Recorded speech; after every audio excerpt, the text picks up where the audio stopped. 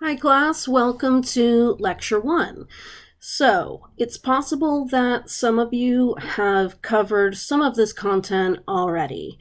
For example, if you took a 3D class, some of these principles are already going to be covered, but you'll have looked at them looking at 3D art, so this perspective will be a little different. And it's possible that if you are in the 2D Studio Art 1 class, that some of these things were covered in the beginning of last semester. But we'll see. The truth is that if you take any more art classes in the future, you're going to cover this exact same material again. And if you take art in college, guess what? It's going to be that same, basic principles again.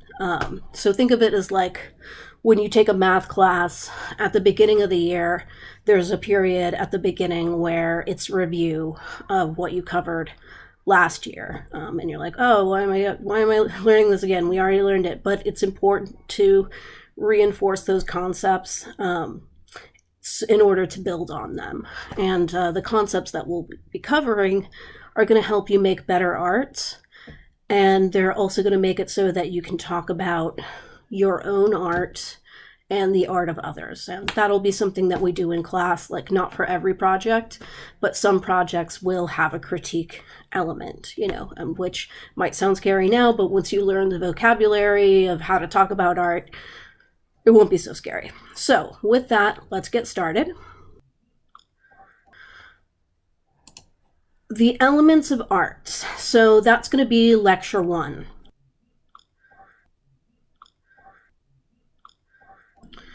And the organizational principles of design will be lecture 2. Sometimes these are just called the principles of design, but I think that having the word organizational in there keeps the two topics straight. So those are the two things. So the best analogy that I can come up with this is the periodic table of elements. So we know that everything on Earth is made of these atoms. And likewise, the elements of art are made up of, say, 7 basic components. What we're looking at here are molecules, and each one is distinct by the specific number and types of atoms, what kind of bonds they have, and then those bonds determine what their organizational structure is. So the organizational principles of design are very similar. It's how the elements of art relate and interact with one another. So to recap, we have the elements of art and the organizational principles of design. The elements of art are what art is made of. And the organizational principles of design are how those elements are arranged. So let's get started with part 1, which is the elements of art. And these are the building blocks used by artists to create a visual work. And there are 7 elements. The first one is line, the most basic. Then we have shape. We have form. We have value. We have color. And we have space. Oh, and we have texture too. So let's start with line. The definition of line is a line is a mark with a greater length than width. Another way to define it is it's a connection between 2 points. Lines can be horizontal, vertical, diagonal, straight, curved, thick, thin. We've got, what else? Zigzag, wavy, curved, and spiral. You don't have to write all of these down. Just whatever. If you have like the main 5, that's fine. And then if you look at these, like for example, if we look at the horizontal, vertical, and diagonal line, there's a variation in line width. And then, but if you look at, there's a variation in line width, but the lines themselves are all uniform. Whereas if you look at, say, the spirals, those lines have a variable width, which means they go from thick to thin. So that's another like character that a line can have. So what we're looking at here are some simple line drawings by Pablo Picasso. For both of these drawings, the artist is using line only, and there's no enclosed shapes. If we look at the camel on the right, the information on the page is minimal, and it's just a single line, yet it gives us all the information we need to know it's a camel. And with the dancers on the left, it's the same, except in addition to giving us all that information, he's able to capture the movement as well. And it really takes talent to describe so much with so little. Albert Einstein once said, the definition of genius is taking the complex and making it simple. And these drawings remind me of that.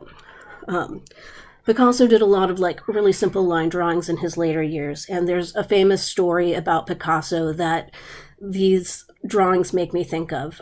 We don't know if it's actually true. It's probably not. And you don't have to write this down. But the story goes that Picasso was at a Paris market when an admirer approached and asked if he could do a quick sketch on paper for her.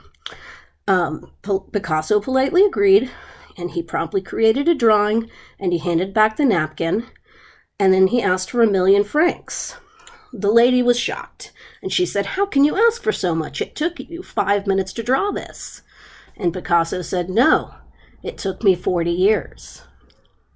So that's a story that resonates with a lot of creatives because in terms of like getting paid for your work, sometimes, you might take an hour to do something, but it took you years and years and years to figure out how to do it in an hour. So there's going to be times where we look at art in here and it seems so simple, but what you're not seeing, and we don't have time to cover, is the journey that those artists took to get to where they are, to get to this like simple place.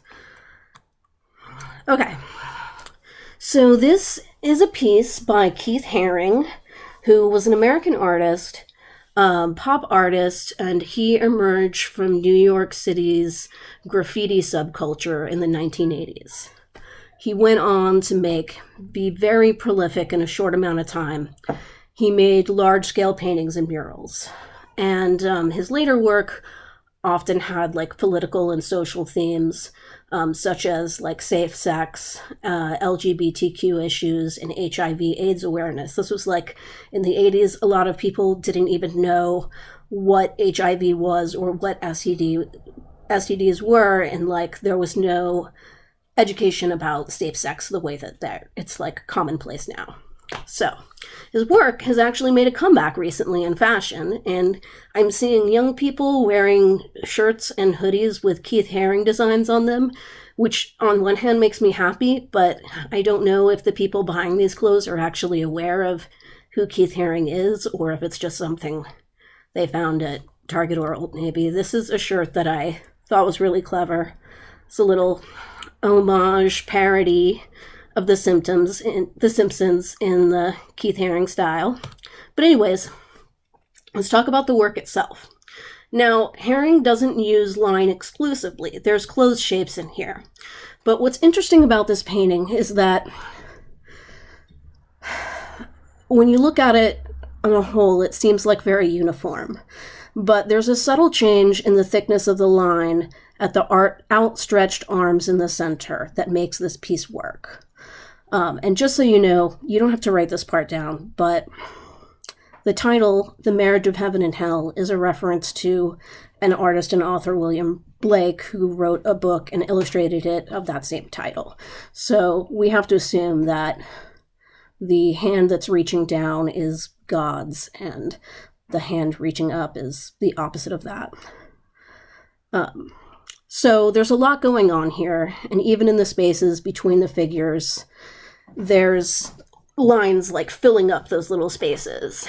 Everything has kind of an equal emphasis, and it would be kind of like dizzying or hard to look at if there wasn't that variation in thickness of line in the hands. So the hands being a little bit, the hands and arms being a little bit thicker gives you a focal point, something for the eye to stop on and give it a rest before it moves throughout the composition again.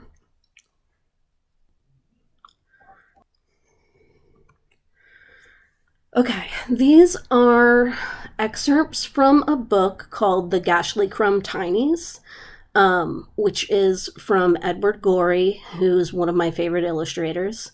The Gashley Crumb Tinies is a rhyming ABC book where each letter represents some horrible method of death of a child, but somehow it manages to be cute and funny and dark, and it kind of reminds me of like a little bit of a Nightmare Before Christmassy vibe.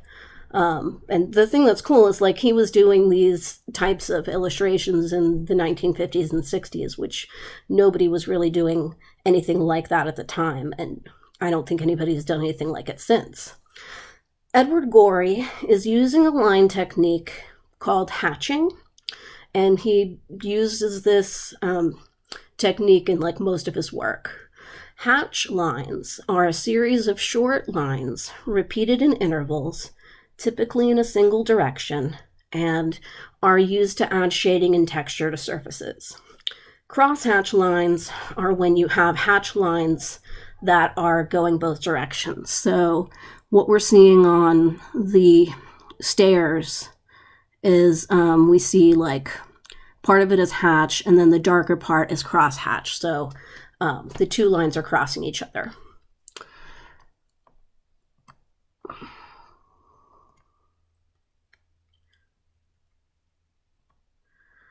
All right, these next two pieces are by an artist named Bridget Riley, who was part of the op art movement of the 1960s. And that's op spelled O-P as in optical, not pop.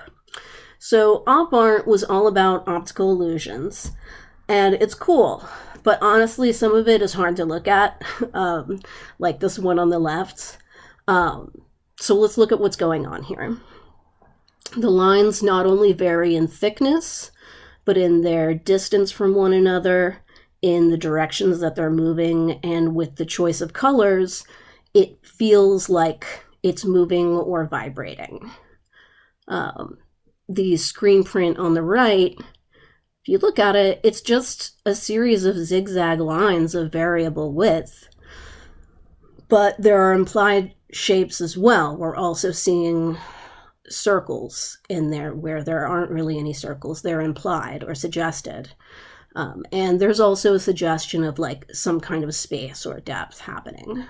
But it's very like, it goes back and forth and your mind is not really sure, like trying to decide between two different like interpretations of that image. And that's sort of like the point of op art. It was a short-lived movement, I think, partially because it doesn't say a lot. It's interesting. It's like, hey, look, doesn't this look crazy? But it doesn't necessarily convey an emotion or a message or anything like that. But it's a cool movement in and of itself. So we'll probably look at more of it at some point. So we've talked a lot about actual line, and we understand the importance of lines in work. A line is the first thing we learn to draw, but we tend to overlook the importance of implied lines. These are lines which are not actually there, but they're implied or suggested by the context of the artwork. So instead of being physically there, they're created by our minds via suggestive prompts. So the most like primitive example of this is to take the following series of dashes. As you look at these dashes, your mind is actively joining them together to create an implied line. And these implied lines often lead the viewer's eye through the composition. So let's look at an example where that happens. So, speaking of dashed line, here is a study for Van Gogh's Starry Night, which is possibly one of the world's most beloved paintings and maybe the most recognizable painting in the history of Western art, apart from the Mona Lisa. We will look at the final color version later, so this is just a study, and what we're seeing is that he's using hatching to create the lights and darks, so he's establishing what those are going to be for his final painting, but he's also using implied line, which leads you through the composition over and over.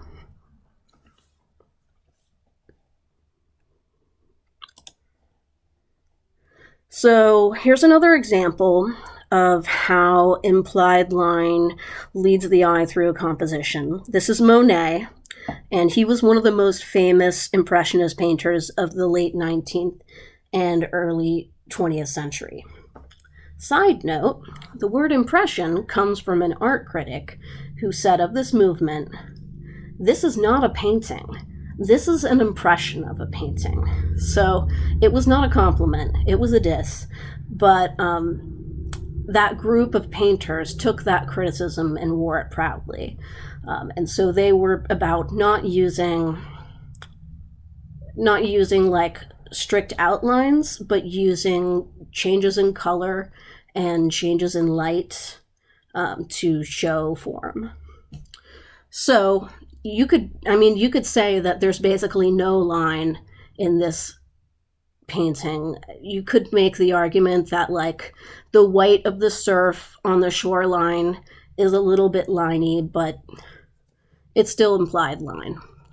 So let's take a look at it and see like where your eye goes. And then you can see here the scattered boats which take you along the shoreline, move you through the painting, and then your eye goes back up and like starts that loop again. So our second element of art is shape. And shape is defined as a two-dimensional area that is defined by an enclosed line, a change in value, or some other form of contrast. All shapes will fall into one of two categories. Shapes are either geometric or organic.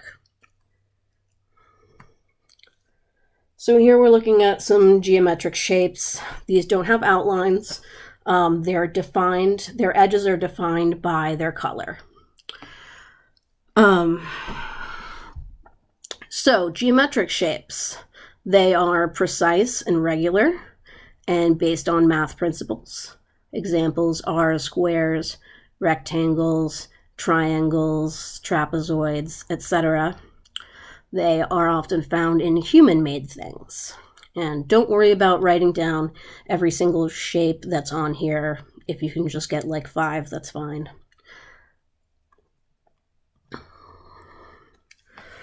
And then organic shapes are often curvilinear in appearance, and they're similar to those found in nature, such as plants, animals, etc. You can remember that the word organic, relates to the word organism, organic food, etc.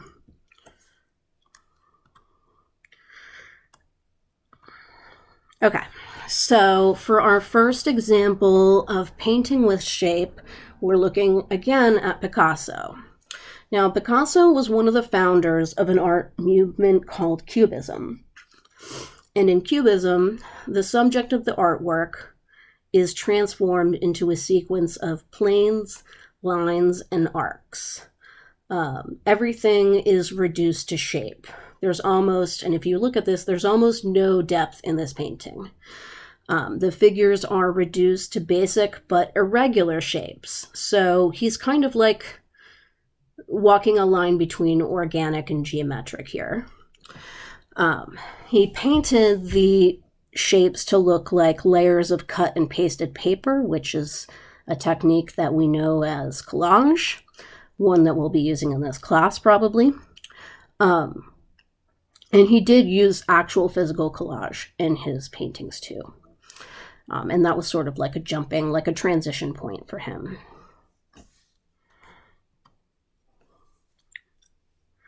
So here we are looking at a painting by Piet Mondrian. It's called, well, I'll give you a second to take it in. it's called Broadway Boogie Woogie, and we're going to explore this painting again further down the line. All he's using here are one kind of shape, rectangles. And yes, there are squares, but squares are just they're a specific kind of rectangle. So he's using one shape for this whole painting, and it's kind of reminiscent of the city grid in New York City. The whole city is like planned on a grid. In Central Florida, we got a lot of lakes, so we can't really do that. But that's what it's like there.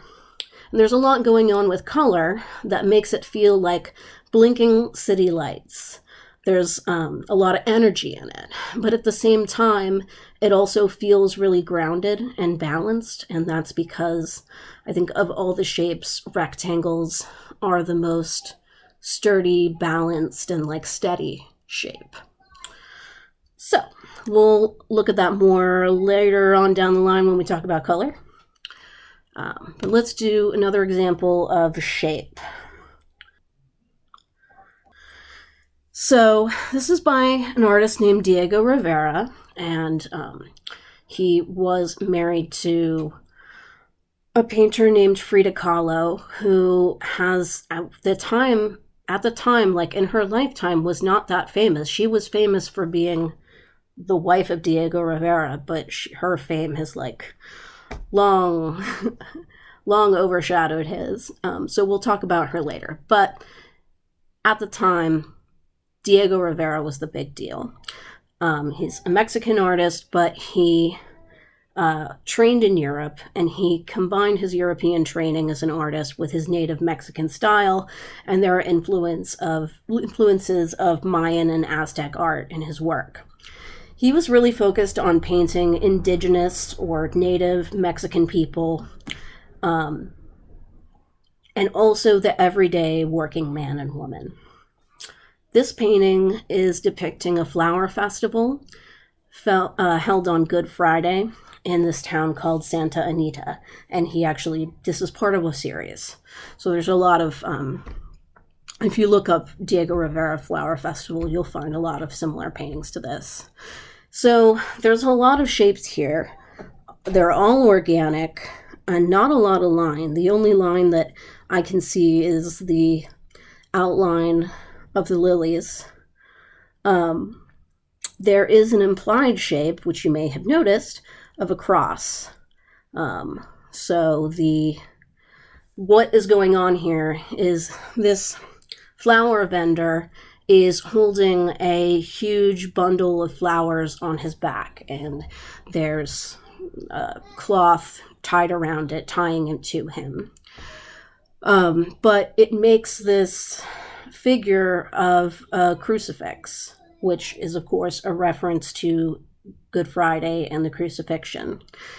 Another detail of it is that, and this doesn't have to do with shape, this has to do with color, but whatever, we'll slip it in here, is the flower vendor is wearing the colors of the Mexican flag, which are red, white, and green. So there is a patriotic meaning to it as well. But there's a stillness to it, and the people facing the flower vendor are kneeling as if in church or in prayer, and there's a stillness to this and a reverence that gives it this sort of aura of holiness. So yeah, that's that. So from shape, we go to form. Form is an art element that is three-dimensional and encloses volume, having length, width, and height. A form is a shape in 3 dimensions, and like shapes, can be geometric or organic. Geometric shapes are precise and regular and based on math principles. Examples are sphere, cone, cylinder, cube, and pyramid, and we're also seeing a lot of other examples here. They are often found in human-made things, and once again, don't worry about writing every single one of these shapes down. If you have 5 down, then you're fine. So what we're looking at right here are organic forms. Organic forms are those that are free-flowing, curvy, sinewy. They're not symmetrical, or at least not perfectly symmetrical, and they're not easily measurable or named. They most often occur in nature as in the shapes of flowers, branches, leaves, puddles, clouds, animals, and the human figure. The ones that we're looking at right now are non-representational. I think they have a certain life to them. And this kind of takes us back to the topic of line, actually. The lines that we see here are called cross-contour lines. And actually, let me back up a second. So a contour line is the same thing as an outline. It's the outside line, the bounding shape. And then lines that go across a shape are called contour lines. Cross-contour lines delineate differences in the features of a surface and can give the illusion of 3 dimensions or a sense of form or shading. So here we're seeing contour lines, but we're also seeing actual shading to show that depth. So this here is one of the most recognizable paintings in art history, and it's the poster child for Surrealism, which was an art movement focused on creating these fantastic realities with objects portrayed realistically in terms of the painting style, the painting technique, but they're part of a scene which is outside of the bounds of reality. And these surrealist pieces tend to have a stillness to them and kind of a dreamlike quality. So, looking at this, we have a lot of organic shapes. We've got the tree, we've got the landscape, we have the face, which is supposedly that's supposed to be Dali's face. I don't know. What I think is cool about this painting is how Dali takes man-made geometric objects like the pocket watches and transforms them into organic shapes.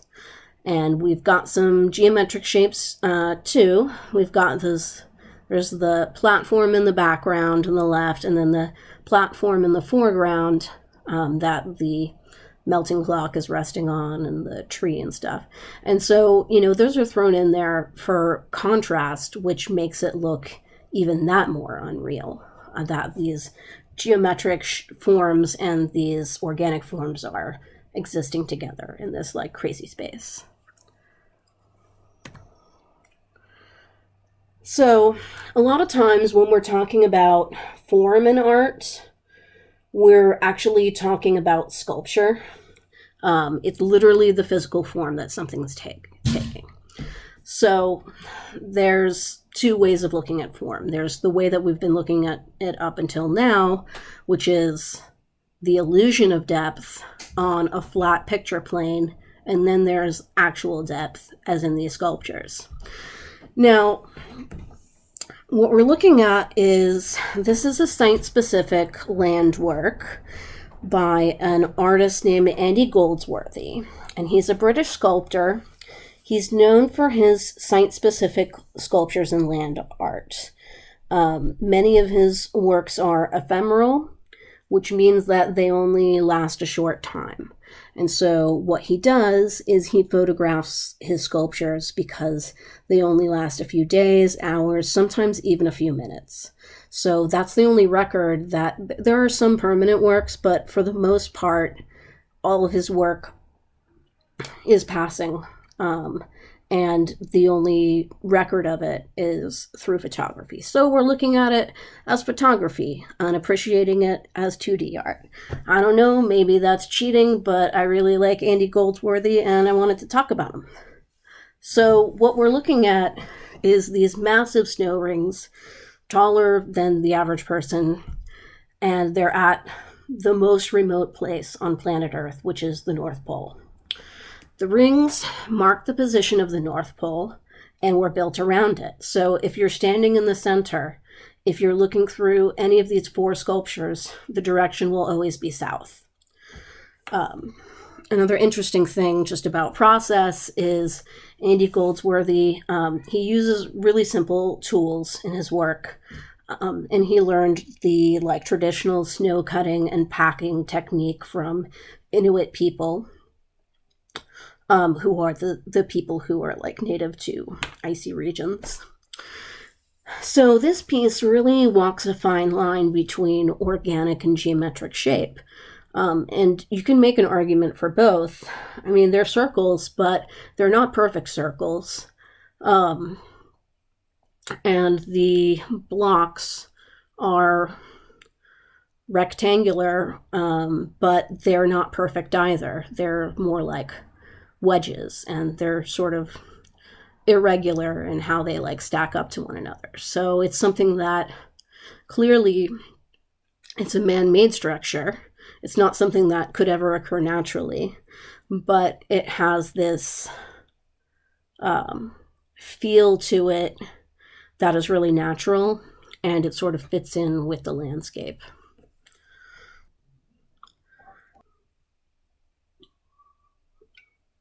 So let's talk about value. Value is defined as the lightness or darkness of tones or colors. White is the lightest value, and black is the darkest. The value halfway between these extremes is sometimes called middle gray. And here we have some grayscales using different drawing techniques. We will probably be doing some of these this semester at some point. The first one that's pencil only, you can see the texture of the paper, and then where it's blended, there's not so much the texture. And then we've got hatching, like our good friend Edward Gorey, and cross hatching. And then something that you may or may not be familiar with is stippling, which is just tiny dots. The closer the dots are together, the darker the value. So let's just take a look at Edward Gorey again, and now we can look at it and say, oh, he's using grayscale. Look, we used our vocabulary. This next piece is part of a series called Finger Painting, and it's by an artist named Chuck Close. I had the pleasure of getting to see some of these in a gallery once, and it was really awesome. I didn't see this particular piece, but far away they look just like photographs, but then when you get up close to them, you can actually see the individual fingerprints.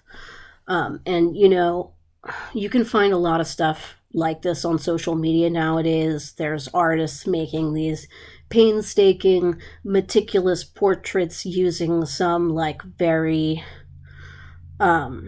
simple method, like winding thread around nails, or cracking glass with a hammer, or building with Legos, or some modular unit. But Chuck Close was one of the pioneers of this approach, so that makes it cooler. I did a couple of different views of this. The one on the right, I just wanted to show you what the scale of his paintings are that he's working with, because that's pretty impressive. And then in the middle, we've got some detail. And I hope that it's close enough that you can see the thumbprints. So yeah, there's no lines here. It's all done with value. That's it. So up till now, we've only looked at black and white, but value is actually also a property of color. So you've got your tints, your tones, and your shades. A tint is when you mix a color with white. A shade is when you mix a color with black. And a tone is when you mix a color with gray. So on the right, on this diagram, we're working with blue, right? So if we go up left, and then we have the tint which is blue with white added to it. In the middle line, we've got blue with gray added to it, and that's the tone. And so it's not necessarily lighter or darker than the pure color, it's just more muted, more toned down. And then finally we have the shade, which is the pure color mixed with black. So this is a painting by a painter called Mark Tansey, who pretty much always works in monochrome.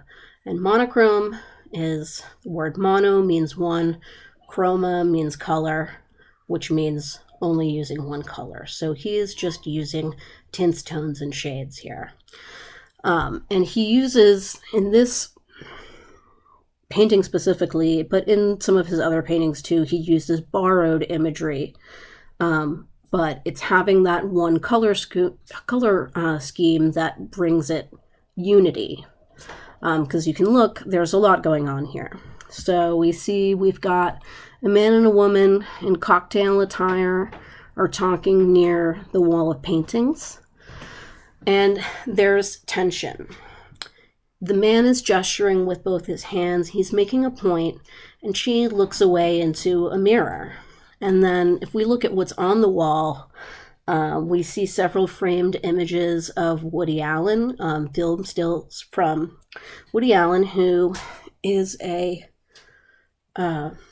very famous director, an actor. He's sort of been canceled, so you can read about that if you want to. But in these pictures of Woody Allen, standing next to, his co-stars, he's sort of talking and gesturing, making a point, and he's doing what Woody Allen does, which is be neurotic and talk about himself and be funny.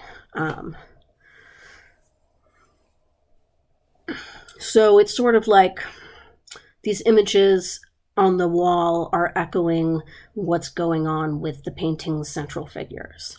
This painting kind of reminds me of if you've ever been to a party and someone's talking to you and they're just sort of trying too hard to seem smart or funny or something. And the woman here is clearly not into it because she's looking at her own reflection in the mirror. So they're having an encounter, but they're not having a connection. And that's sort of the point of this painting. And that's the end of Lecture 1, Part 1. Hope you enjoyed it. Thanks.